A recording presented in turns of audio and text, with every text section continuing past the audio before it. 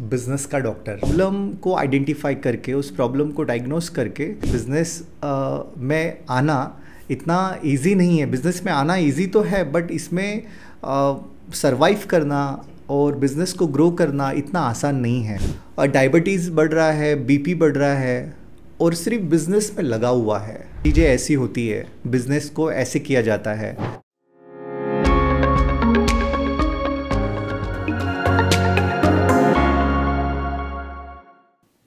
Hello everyone, आपका स्वागत करते हैं इस ज्ञान मंत्र में फिर से एक बार चैनल स्पोबेक्स पर। तो आइए हम मिलते हैं एक ऐसे डॉक्टर से जो मेडिसिन नहीं देते हैं, मेडिसिन देते हैं पर कुछ और तरीके से। यस, इनके बिजनेस का नाम है बिजनेस डॉक्टर। एम आई राइट? बिजनेस का डॉक्टर। तो इनका ब्रांड नेम है बिजनेस का डॉक्टर। यस, सही सुना आपने, बिजनेस का डॉक्टर। आइए मिलते हैं बिजनेस का डॉक्टर, इनके जो डायरेक्टर है मयूर साल्वे जी से। मयूर जी नमस्ते, आपका बहुत बहुत स्वागत। नमस्ते ma'am, thank you so much. आपने मुझे यहाँ पे इनवाइट किया और मेरे पिछले 12 साल का जो एक्सपीरियंस है, जो नॉलेज है, वो आपसे शेयर करने का मुझे एक मौका दिया, इसलिए मैं आपका दिल से धन्यवाद करता हूँ। I am very grateful. Yes, thank you so much sir. और 12 साल का एक्सपीरियंस सर किसी को बताना बहुत ही बड़ी बात होती है। और बिज़नेस का डॉक्टर जब मैंने ये सुना तो मुझे ऐसा लगा कि ये क्या चीज़ है। तो हम आप ही से जानते हैं, बिज़नेस या एंटरप्रेन्योर, इनके लिए आप एग्जैक्टली क्या करते हैं बिज़नेस का डॉक्टर?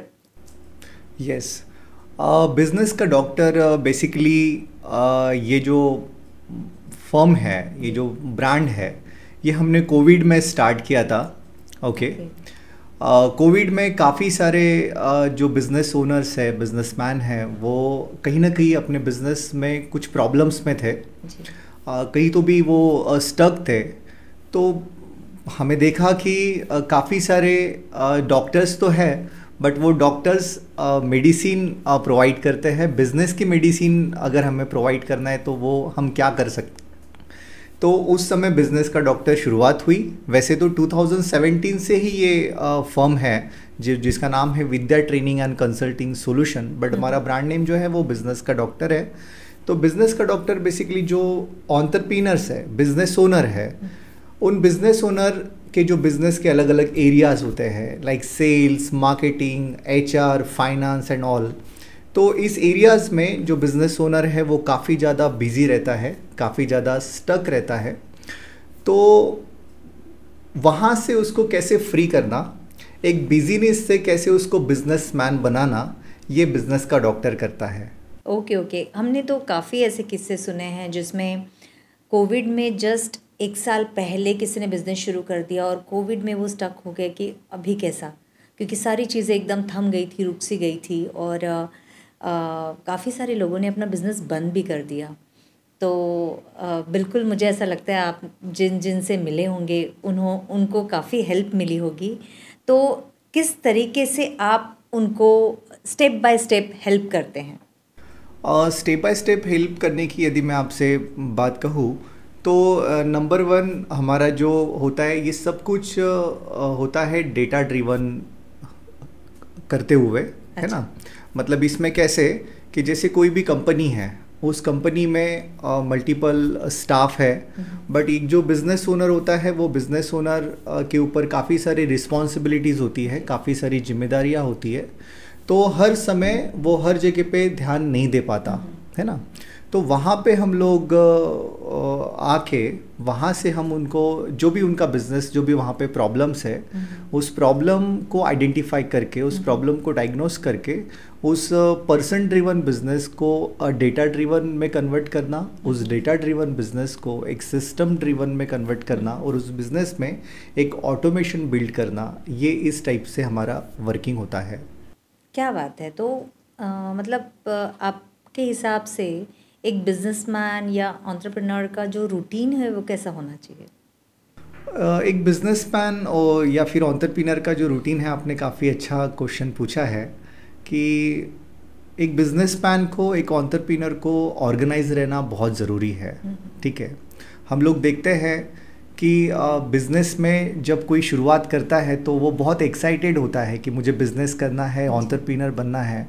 बट जो बिज़नेस में जब इंटर होता है तो तब उसे रियलिटी पता चलती है कि बिज़नेस में आना इतना इजी नहीं है। बिज़नेस में आना इजी तो है, बट इसमें सरवाइव करना और बिज़नेस को ग्रो करना इतना आसान नहीं है। जब उसको 1 साल 2 साल 3 साल हो जाते हैं तब उसको रियलाइज़ होता है कि मैंने तो सोचा था कि बिज़नेस ऐसा होता है, बिज़नेस में ये सब होता है, मतलब बड़े बड़े ऑफिसेस होते हैं, वहाँ पे लोग होते हैं, बड़ी फैक्ट्रीज़ होती है, वर्कर होते हैं, बट यहाँ तो मुझे ही सब कुछ करना पड़ रहा है। तो वो बहुत बिजी हो जाता है। तो वो क्यों होता है? तो वो इसलिए होता है क्योंकि वो अपने आप को ऑर्गेनाइज नहीं रखता। तो बिज़नेस ओनर ऑर्गेनाइज कैसे रखे?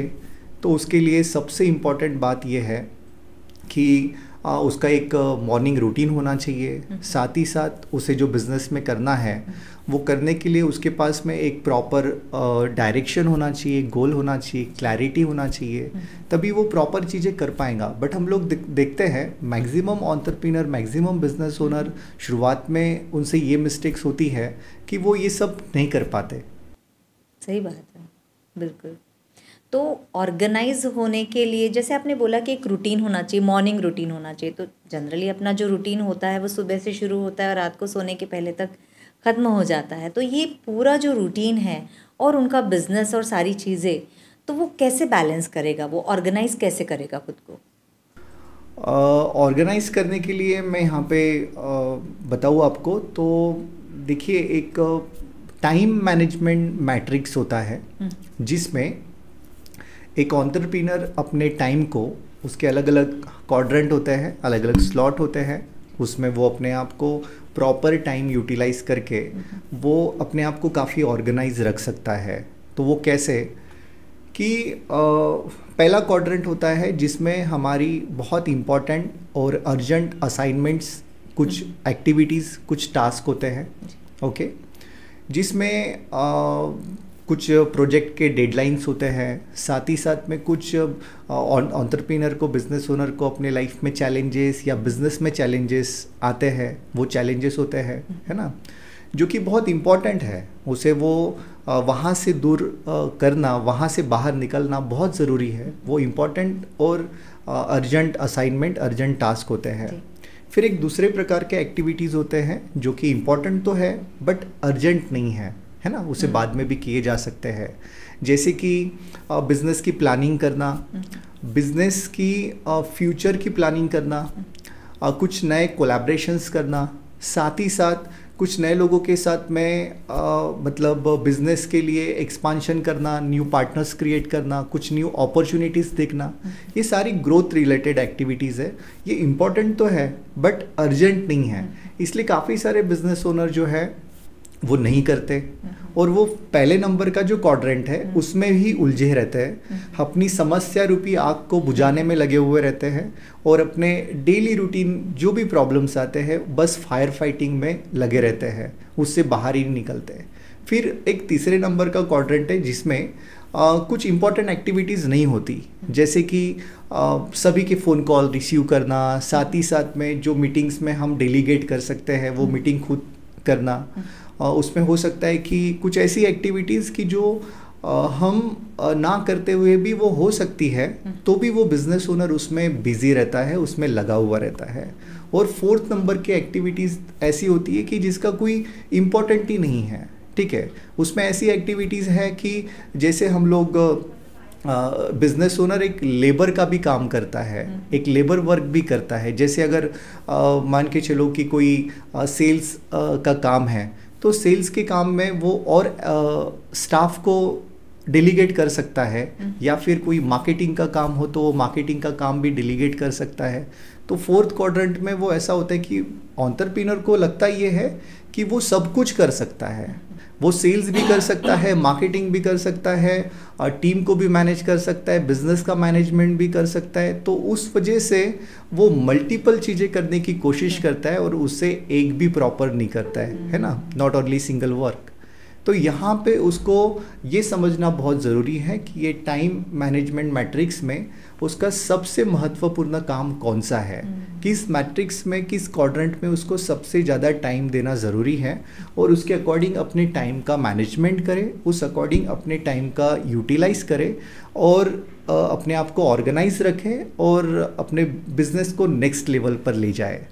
कौन सी ऐसी चीज़ होती है जो वो खुद करना चाहिए और एम्प्लॉय के ऊपर छोड़ देना चाहिए?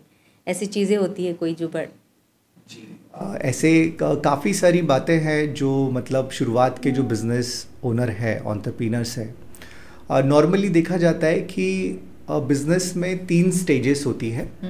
एक सबसे पहली स्टेज होती है एक स्ट्रगलिंग फेस, स्ट्रगलिंग स्टेज, जिसमें एंटरप्रेन्योर बहुत स्ट्रगल करता है, बहुत मतलब चीज़ें मनचाही नहीं होती, अनचाही होती है, जैसे सोचा वैसे नहीं होता, उसका कुछ उल्टा ही होता है। ऐसी बहुत सारी चीज़ें होती है बिजनेस में, तो उसमें एक एंटरप्रेन्योर बहुत स्ट्रगल करता है। दूसरी चीज़ है जिसमें जो सर्वाइविंग स्टेज होती है। तो सर्वाइविंग स्टेज में क्या होता है कि बिजनेस ओनर स्ट्रगलिंग से सर्वाइवल पे आया, जो बिजनेस होना है वो हो रहा है, जो उसकी मंथली लाइबिलिटीज़ है, रिस्पॉन्सिबिलिटीज़ है, जो भी करना है वो इजीली निकल रही है, मतलब एक बिजनेस BEP पे आया, मतलब ब्रेक इवन पॉइंट, ठीक है। और तीसरी एक स्टेज होती है जिसे हम कहते हैं ग्रोविंग स्टेज। ओके, तो ग्रोविंग स्टेज में एंटरप्रेन्योर तब जाता है जब जैसे आपका क्वेश्चन था कि कौन से काम करना चाहिए, कौन से नहीं करना चाहिए, इस स्टेज पे एंटरप्रेन्योर तब आता है जब वो बिजनेस को समझता है। तो शुरुआत में क्या होता है कि पहला साल, दूसरा साल ऐसा होता है कि एंटरप्रेन्योर को समझता ही नहीं है, मतलब वो क्या कर रहा है, क्या करना चाहिए, क्या नहीं करना चाहिए, उसको कुछ आइडिया नहीं होता है, ठीक है, बिकॉज कि वो नया होता है। जैसे कि मैंने जब मेरा पहला बिजनेस शुरू किया था, at the age of 17 I started my career. उस समय मैंने मेरा पहला बिजनेस शुरू किया था। तो शुरुआत में मुझे कुछ पता नहीं था, I am a first generation entrepreneur, मेरे फैमिली में कोई बिजनेस नहीं करता था, तो मुझे काफ़ी स्ट्रगल हुआ उस समय, ठीक है। मैं खुद ही प्रोडक्शन करता था, मैं खुद ही रॉ मटेरियल परचेस करने जाता था, मैं खुद ही मार्केटिंग करता था, मैं खुद ही सेल्स करता था, सब कुछ काम मैं खुद करता था।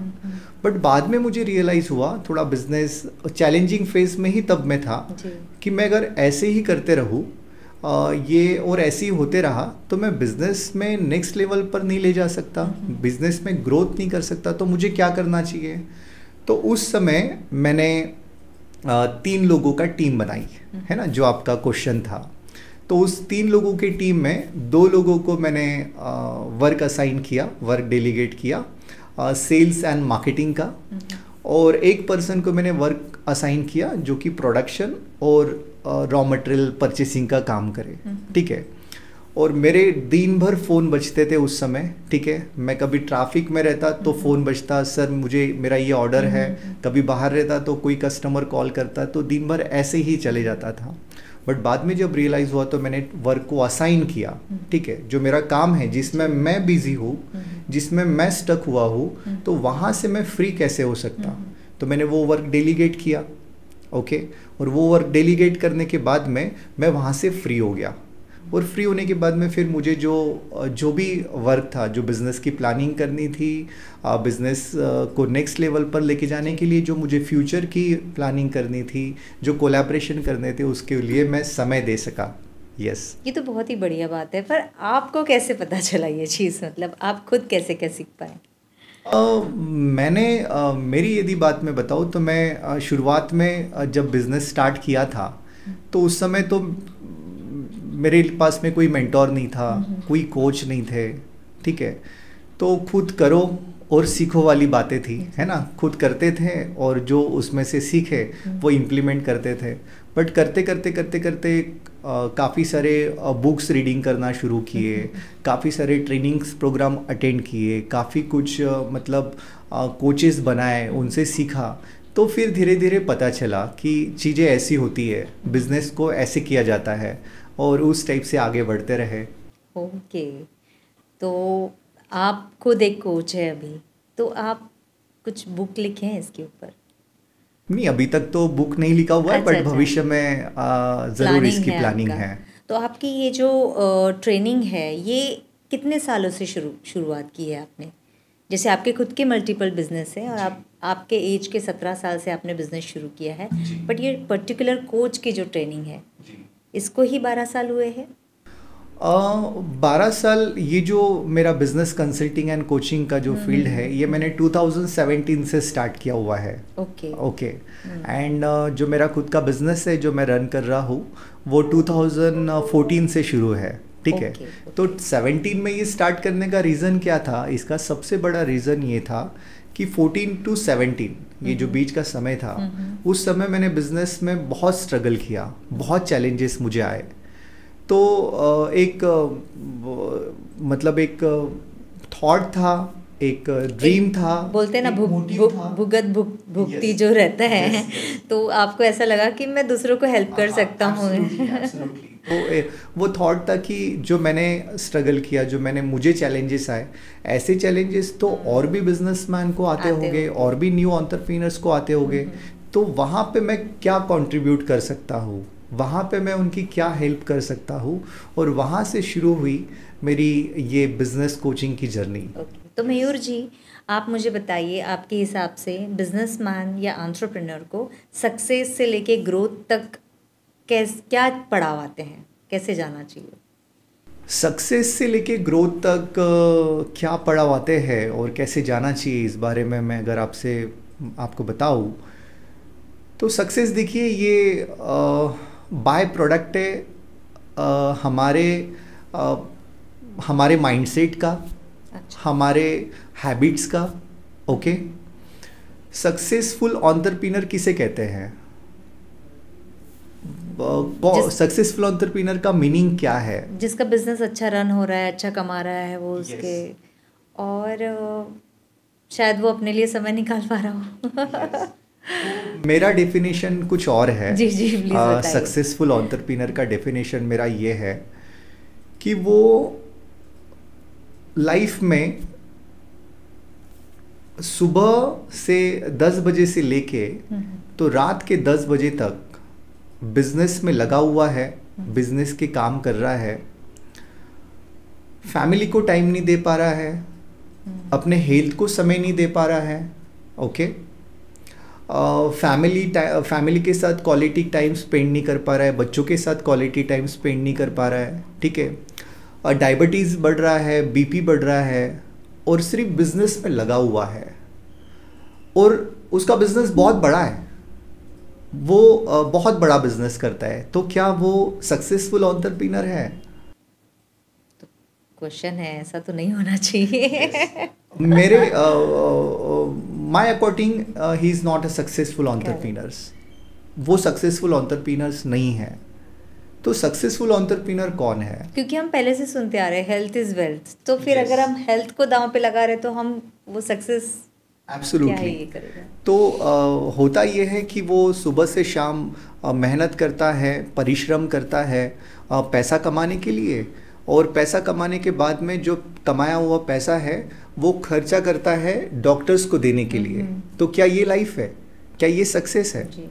तो सक्सेसफुल एंटरप्रेन्योर वो है जो अपने पर्सनल और प्रोफेशनल लाइफ को बैलेंस कर सके। तो पर्सनल और प्रोफेशनल लाइफ को बैलेंस कैसे करें? तो पर्सनल और प्रोफेशनल लाइफ को बैलेंस वो तभी कर सकता है जब वो अपने आप को प्रॉपर जो भी बिजनेस एक्टिविटीज़ है जो हमें जो मुझे करना है, और क्या कौन सा काम है जो मुझे नहीं करना है, वो मुझे स्टाफ से करवाना है, डेलीगेट करना है, कहाँ पे मुझे अपना टाइम इन्वेस्ट करना है, कहाँ पे मुझे टाइम नहीं देना है, ये प्रॉपर उसको पता होना चाहिए। ओके, और इसके लिए जैसे कि मैं जब बिज़नेस शुरुआत में करता था तो मैंने जैसे कहा आपको कि मुझे भी काफ़ी सारे प्रॉब्लम्स और चैलेंजेस आते थे, बट उस समय मैं अपने आप को हमेशा एक क्वेश्चन पूछता था कि जो काम मैं कर रहा हूँ क्या ये काम मेरे सिवाय और कोई कर सकता है? तो मुझे यदि आंसर उसका यस मिलता था तो मैं सोचता था कि ये काम मेरे बिना और कौन कर सकता है, कैसे हो, ठीक है। तो इसके लिए काफ़ी ये होता था और काफ़ी कुछ इसमें किए।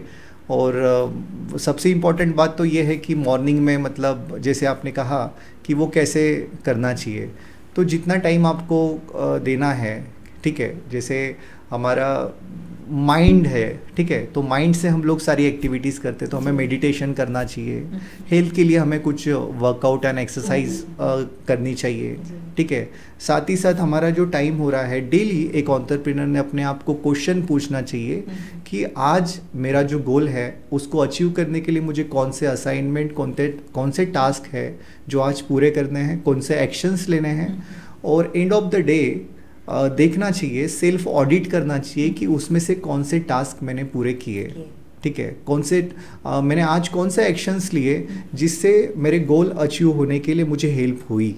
ये डेली सेल्फ ऑडिट उसका होना चाहिए।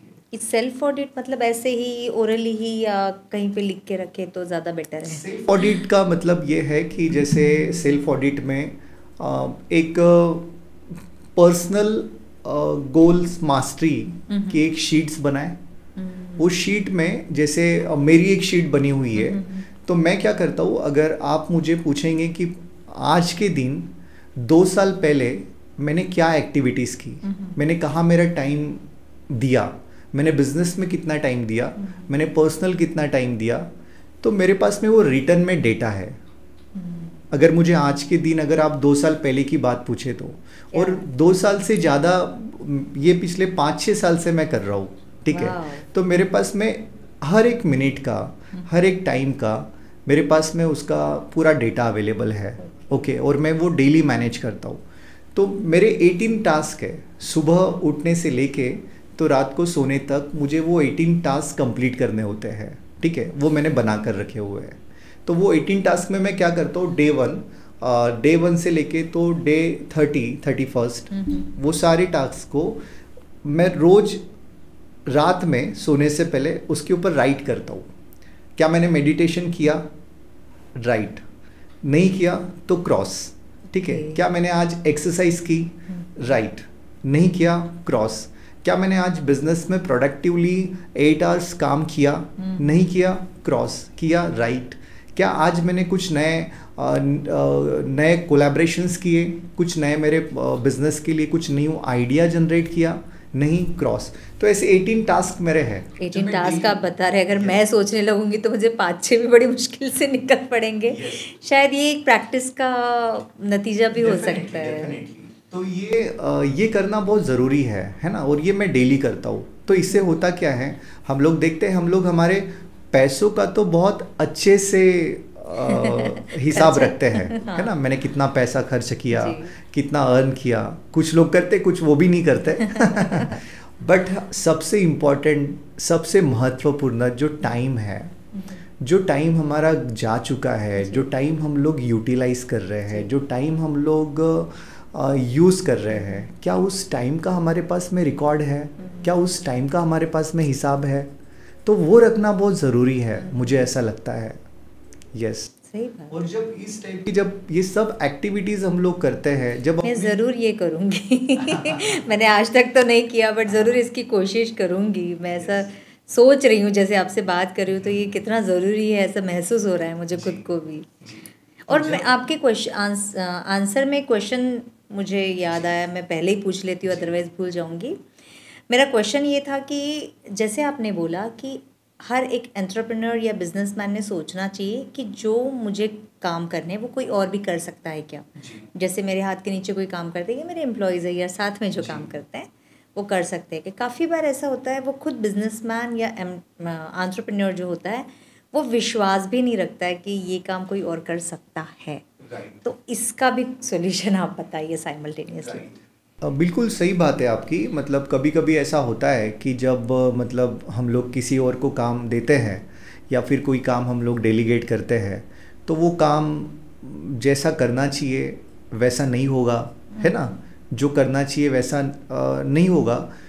तो डेफिनेटली ऐसा होगा, शुरुआत में बिल्कुल होगा। बट यहाँ पे सबसे इम्पॉर्टेंट बात क्या है कि जिस पर्सन को आपने वर्क डेलीगेट किया, क्या उस पर्सन को वर्क डेलीगेट करने से पहले आपने राइट डेलीगेशन किया हुआ है, राइट वर्क ऑफ डेलीगेशन किया हुआ है ना।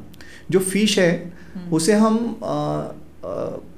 मतलब मैं ये कहना चाह रहा हूँ कि जो मंकी है वो पेड़ पे चढ़ता है, ठीक है, फिश जो है वो पानी में तैरती है, बट इसका उल्टा किया जाए तो क्या वो हो पाएगा?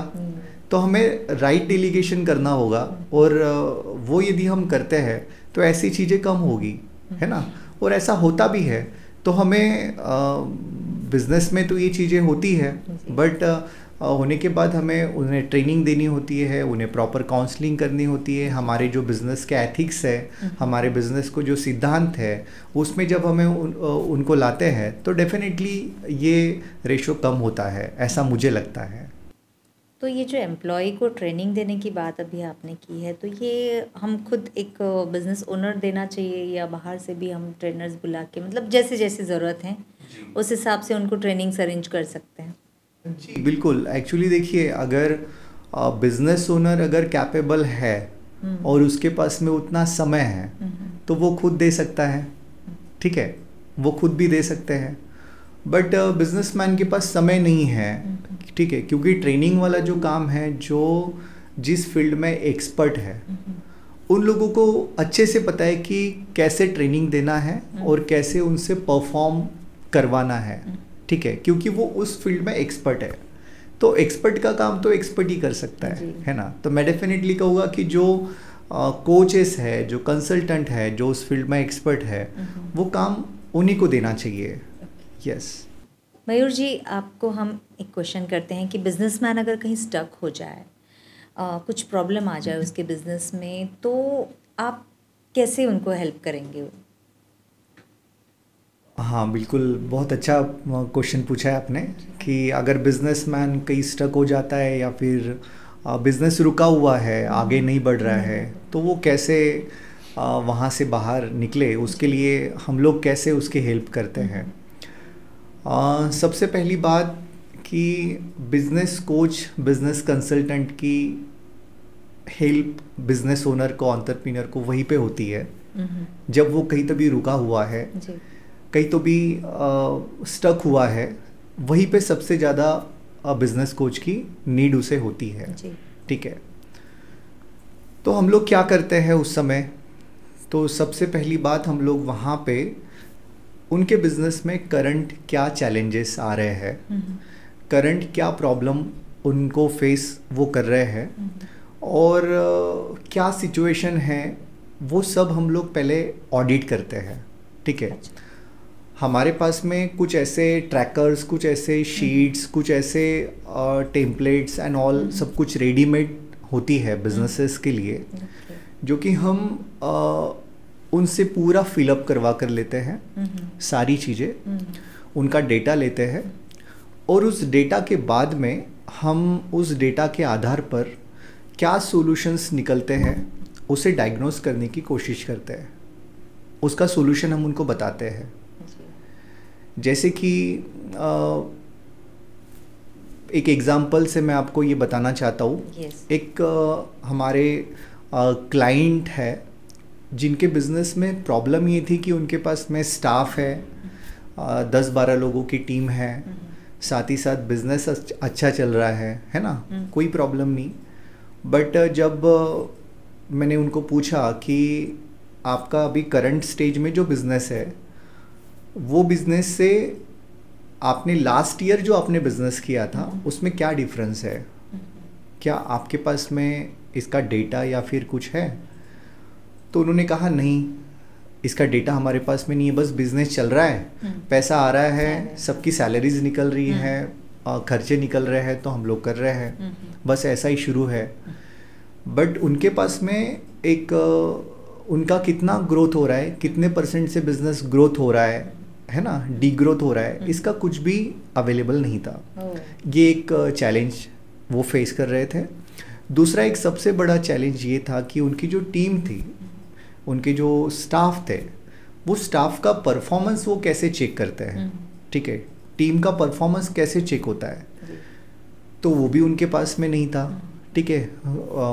श्याम ने कितना किया, घनश्याम ने कितना किया, जो भी टीम मेंबर है उनका परफॉर्मेंस ही नहीं था, ठीक है, उनके पास में वो रिकॉर्ड्स नहीं थे।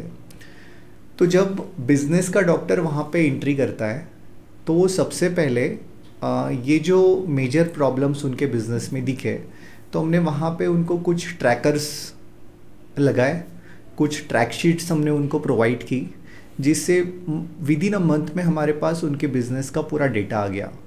ठीक है, जो हमने ट्रैकर्स उनको दिए, और उस डेटा के बेस पे हमने उनको एक रिपोर्ट बना कर दी कि आपके बिजनेस में जो ये स्टाफ है, ये इनका कन्वर्शन रेशो इतना हो रहा है, इन्होंने इतने लीड्स पे बात की है ना, सेल्स डिपार्टमेंट की बात मैं कर रहा हूँ, साथ ही साथ इस स्टाफ ने इस स्टाफ से बेटर काम किया। तो वो रिपोर्ट के बेस पे हमने उनको फिगर्स बताए। ओके, और साथ ही साथ ये जो रिपोर्ट्स उन्होंने मेंटेन किए, ऐसे ही रिपोर्ट्स हमने जितने भी उसके डिपार्टमेंट है, लाइक सेल्स डिपार्टमेंट है, मार्केटिंग डिपार्टमेंट है, मार्केटिंग में वो क्या कर रहे हैं, कहाँ से लीड्स आ रही है, और वो लीड्स कितने रेलेवेंट है, कितनी कन्वर्ट हो रही है, अलग अलग हर एक डिपार्टमेंट के लिए एब्सोल्युटली। उनके पास में उनका सबसे बड़ा प्रॉब्लम ये था, सबसे बड़ा चैलेंज ये था कि उनके बिजनेस, वो पूरा बिजनेस पीपल ड्रिवन था। लोग थे, काम हो रहा था, काम चल रहा था, बस शुरू है। बट बीकेडी ने जैसे वहाँ पे एंट्री की, बिजनेस का डॉक्टर जैसे इंटर हुआ, तो वो पीपल ड्रिवन से डेटा ड्रिवन कंपनी बनी। डेटा के आधार पर हम सारी चीज़ें देखने लगे, और जब डेटा के आधार पर हमें चीज़ें पता चली, तो उसी कंपनी को हमने डेटा ड्रिवन से सिस्टम ड्रिवन में कन्वर्ट किया। वहाँ पे हमने सिस्टम्स लाए। तो जब वो सिस्टम हमने वहाँ पे लाए, तो बिजनेस ओनर वो हमेशा टीम को पूछता कि उसका क्या हुआ, वो कस्टमर का कब क्लोजिंग है, लास्ट मंथ में कितना बिजनेस हुआ था। वो ज़्यादा उसका कॉन्वर्सेशन से ही काम होता था। बट हमने कहा कि अभी ये नहीं चलेगा, अभी सिर्फ रिपोर्ट्स आप देखेंगे, नंबर्स देखेंगे, नंबर से आपको पता चल जाएगा, किसी से बात करने की जरूरत नहीं है। तो एंड ऑफ द मंथ अभी बिजनेस ओनर का डे टू डे का जो टाइम वहाँ पे जाता था, वो टाइम वहाँ से बच गया, और वो सारा जो है उसको एंड ऑफ द मंथ सभी की रिपोर्ट्स मिल गई। वीक में एक बार वो सबके ट्रैकर्स देखता है, रिपोर्ट देखता है, और कितना बिजनेस हो रहा है, क्या हो रहा है, सब कुछ उसमें वहाँ पे उसको पता चलता है, और इसके अकॉर्डिंग वो आगे बढ़ते रहता है। तो ये हम अभी रिसेंटली हमारे क्लाइंट है, और उनको हमने ये सॉल्यूशन प्रोवाइड किया। ऐसे काफ़ी सारे क्लाइंट्स हैं, काफ़ी सारे कस्टमर्स है। तो इसका टाइम पीरियड होता है ना, कि प्रॉब्लम क्या है। यदि वो प्रॉब्लम छोटी है, तो हम लोग with in a month, 2 month और 3 मंथ का एक ड्यूरेशन में हम लोग वो प्रॉब्लम सॉल्व करते हैं, और बिजनेस ओनर को वहाँ से फ्री करते हैं। अगर वही प्रॉब्लम अगर बड़ी हो, वहाँ पे काफ़ी सारे चैलेंजेस हो, काफ़ी मतलब बिजनेस में काफ़ी प्रॉब्लम्स हो, बिजनेस नहीं चल रहा है ना, स्टक हुआ है, तो वहाँ पे हमें थोड़ा ज़्यादा समय देना होता है। ओके, तो टाइम ड्यूरेशन थोड़ा ज़्यादा लगता है, तो 3 मंथ, किसी को 6 मंथ, किसी को 1 ईयर, तो इस टाइप से वो सब चीज़ें चलती रहती है। यस, बहुत ही ब्यूटीफुली मैं विजुअलाइज कर पा रही हूँ कि सही में ये तो काफ़ी अच्छा सॉल्यूशन निकल सकता है किसी भी बिजनेसमैन के लिए। तो बिज़नेस का डॉक्टर जो है वो किन बिजनेसमैन और एंटरप्रेन्योर को हेल्प करते हैं? जैसे अभी जस्ट हमने एक बिज़नेस शुरू किया और हमने 4 लोग मिलके शुरू कर दिया, वहाँ से शुरुआत आप हेल्प करना शुरू करते हैं, या फिर 1-2 साल से रन किया हुआ है बट 2 ही लोग काम कर रहे हैं बिज़नेस, 2 ही लोगों का बिज़नेस है, आप उनको भी हेल्प करते हैं, या फिर बहुत सारे एम्प्लॉयज़ है वहाँ पे, और वहाँ पे स्टाफ है, एक ग्रुप ऑफ पीपल बिजनेस चलाता है और बहुत सारे एम्प्लॉयज़ है, आप किन किन लोगों को हेल्प कर सकते हैं? यस, इस बारे में मैं आपको बताऊँ कि हमारी जो टारगेट ऑडियंस है, ठीक है, हम लोग जो सर्विस, जो कंसल्टिंग जिन्हें देते हैं, वो कंपनीज होती है जिनका मिनिमम टर्नओवर 50 लाख रुपीस का होता है, और मैक्सिमम टर्नओवर जो है वो 25 करोड़ का होता है। ठीक है, तो ये जो बिजनेसेस है, इन्हीं लोगों को हम लोग कंसल्टिंग करते हैं और उन्हीं लोगों की हेल्प करते हैं। तो आपके मन में एक प्रश्न होगा कि ऐसा क्यों, जो बिलो 50 लाख टर्नओवर वाले हैं उन्होंने क्या बिगाड़ा और अबाउट 25 करोड़ वाले क्यों नहीं? तो इसके पीछे बहुत बड़े रीजंस है, मैं आपको थोड़ा ब्रीफ में बताने की कोशिश करता हूँ। कि जैसे अभी कुछ देर पहले मैंने आपको बताया कि बिजनेस के 3 अलग अलग स्टेजेस होते हैं, है ना? Struggling stage, survival stage and growing stage. तो जो एंटरप्रेन्योर, जो बिजनेस ओनर अपने बिजनेस को स्क्रैच से लेके तो 50 लाख रुपीस तक लाता है, तो वो स्ट्रगल करके, वो मेहनत करके, वो अपने एफर्ट्स लगा के वो वहाँ तक पहुँचता है। तो वहाँ पे पहुँचने के बाद में एक तो ऐसा कहते हैं कि मतलब सर्वे कहता है ऐसा, 90% जो बिजनेस है, 90% जो बिजनेस है वो पहले साल में ही बंद हो जाते हैं। ओके, पहले साल में ही बंद हो जाते हैं, ऐसा सर्वे कहता है। यस, बिजनेस शुरू किया, 1 साल तक चलाया या फिर 1 साल के दरम्यान ही वो बिजनेस बंद हो जाता है, ऐसे सर्वे कहता है। ओके, तो काफ़ी सारे बिजनेस ओनर तो वहीं पे फेल हो जाते हैं। तो जो लोग ये चैलेंजिंग फेज से बाहर निकल के 50 लाख रुपीस तक उसने बिजनेस ला लिया, वो चैलेंजिंग स्टेज से सर्वाइवल पे स्टेज पे पहुंच रहा है ना? बस कुछ ही दूरी पे है, या फिर कुछ बिजनेसेस है जो इस स्टेज पे भी पहुंच जाते हैं चैलेंजिंग से सर्वाइवल पे। तो जब वो सर्वाइवल पे आता है तब उसने सारे दुख दर्द सब कुछ उसको पता है ना?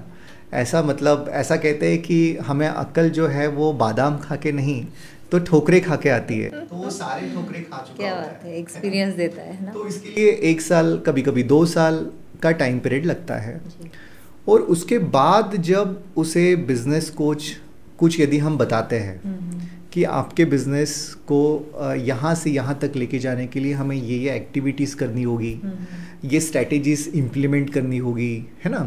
मतलब हम लोग मेडिसिन देते हैं, तो उस मेडिसिन की वैल्यू क्या है वो समझ सकता है, उस मेडिसिन की क्या इम्पोर्टेंट है वो समझ सकता है। ठीक है, कौन जिसने इतना स्ट्रगल करके यहाँ तक बिजनेस लाया, 50 लाख तक बिजनेस लाया, तो वहाँ से जब ग्रोथ वाली स्टेज होती है ना, तो मैक्सिमम लोग तो ये स्टेज मतलब 1 से 2 साल चैलेंजिंग वाली स्टेज जो होती है यहीं पे रुक जाते हैं, बिजनेस बंद हो जाते हैं। और 2 से 5 साल के टाइम ड्यूरेशन वाली जो स्टेज होती है वो सर्वाइवल वाली होती है ना? और 5 to 10 ईयर्स की जो एक विज़न होता है, जो स्टेज होती है वो ग्रोविंग होती है। और जब बिजनेस ओनर को हम वहाँ पे हैंड होल्डिंग सपोर्ट देते हैं, वहाँ से उसको हेल्प करते हैं, तो वो बिज़नेस बहुत अच्छा ग्रो होता है। उस बिज़नेस ओनर को जो चीज़ें बताते हैं वो प्रॉपर इम्प्लीमेंट करता है। वो बिज़नेस ओनर को जो ग्रोथ चाहिए होती है वो ग्रोथ हम लोग जो बताने की कोशिश करते हैं, जो समझाने की कोशिश करते हैं, वो समझने का विजडम रखता है ना? तो इसलिए हमारी ये क्राइटेरिया होती है ना? यस, बहुत ही बढ़िया, बहुत ही बढ़िया। बट मुझे और एक बात इम्पॉर्टेंट ये बताइए कि बिजनेसमैन अपनी बिजनेस लाइफ और पर्सनल लाइफ को कैसे मेंटेन करे? बिल्कुल, बहुत अच्छा प्रश्न है आपका कि बिजनेसमैन जो है वो पर्सनल लाइफ और प्रोफेशनल लाइफ को कैसे बैलेंस करे। सबसे पहली बात जो मतलब मुझे लगता है कि प्रोफेशनल लाइफ को बैलेंस करने के लिए जो हमारी प्रोफेशनल लाइफ है ना, उसमें हमें कोई भी बिजनेस कर रहे हैं, है ना, जो भी बिजनेस कर रहे हैं, होता ये है कि यहाँ पे एक जो एंटरप्रेन्योर है, बिजनेस ओनर है, वो खुद सारा कुछ खुद करने के बारे में सोचता है। ठीक है, जो सक्सेस उसको 5 साल में मिलने वाला है वही सक्सेस को वो 10 साल, 15 साल, कभी कभी 20 साल भी लगा लेता है। जो सक्सेस उसको 5 इयर्स में मिल सकता है, तो 20 इयर्स का जो सक्सेस है जो 5 इयर्स में उसको मिल सकता है, बट वो 20 इयर्स, 15 इयर्स, 10 इयर्स लगा हुआ है, वो 5 इयर्स में कैसे अचीव कर सकता है। तो इसमें एंटरप्रेन्योर को, बिजनेस ओनर को एक बात ध्यान में रखनी बहुत ज़रूरी है कि अपने आप को सरेंडर करना किसी ऐसे पर्सन को जो अपने से ज़्यादा जानता हो, जिसको अपने से ज़्यादा नॉलेज हो, जो अपने बिजनेस के बारे में कुछ न्यू आइडियाज़ दे सके, जो अपने बिजनेस के बारे में कुछ नए इनोवेटिव ग्रोथ स्ट्रैटेजीज उसके पास में हो। जब वो उसको मिल रही है एक छोटा सा इन्वेस्टमेंट करके, है ना, एक बिजनेस कोच को छोटी सी फीस देके, जो कि आने वाले समय में उसको जो सक्सेस इतने समय बाद मिलेगा और वो 5 ईयर में भी मिल सकता है, वो एक छोटी सी फीस देके, तो वो उसे पहले प्रायोरिटी पे करना चाहिए। बट ऐसा नहीं करते हैं, है ना, और इस वजह से वो चीज़ें करते रहते हैं, बट वो प्रोफेशनली भी वो जो करना चाहिए वो सही तरीके से नहीं करते, वहाँ पे स्टक हो जाते हैं।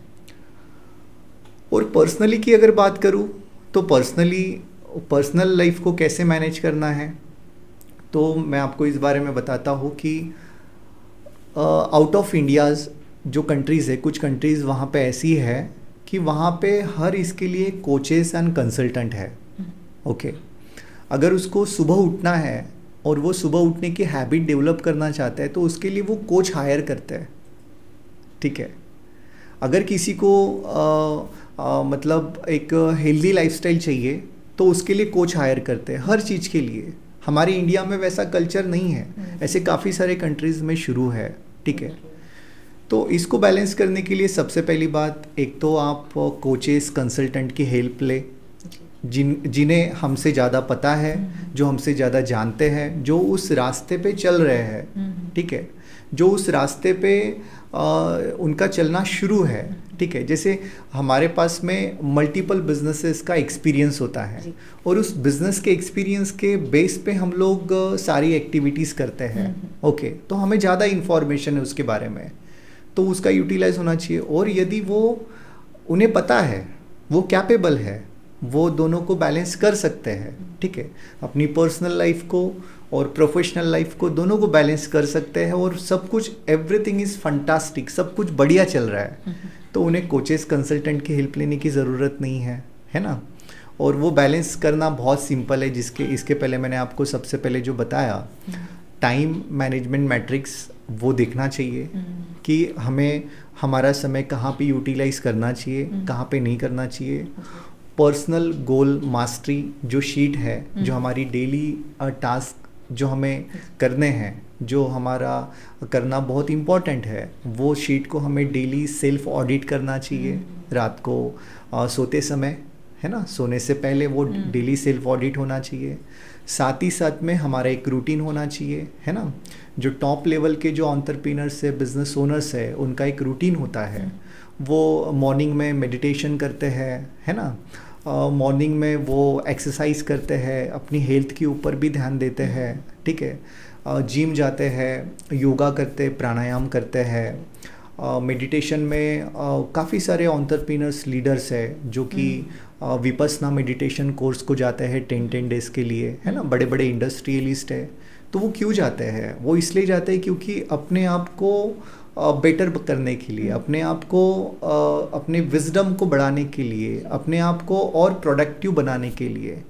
तब जब वो करते हैं तब ऑटोमेटिकली पर्सनल और प्रोफेशनल लाइफ बैलेंस होती है।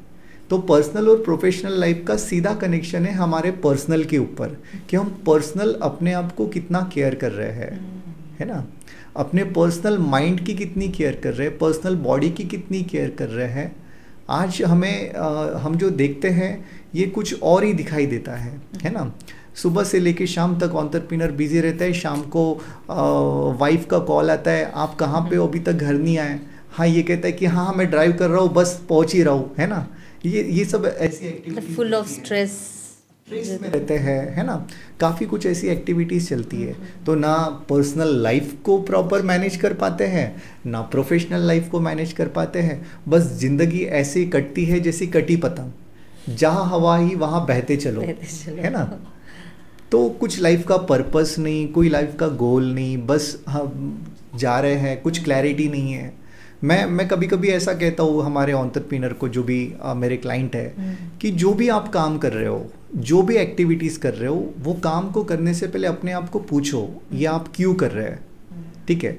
अगर आप फैमिली के साथ में डिनर कर रहे हैं तो अपने आप को पूछिए कि आप क्यों कर रहे हैं। अगर आप आज बिजनेस में अगर आपको कुछ मीटिंग करनी है, कुछ इंपॉर्टेंट मीटिंग है, तो उसके पहले आप अपने आप को क्वेश्चन पूछो कि ये मीटिंग क्यों कर रहे हैं, है ना।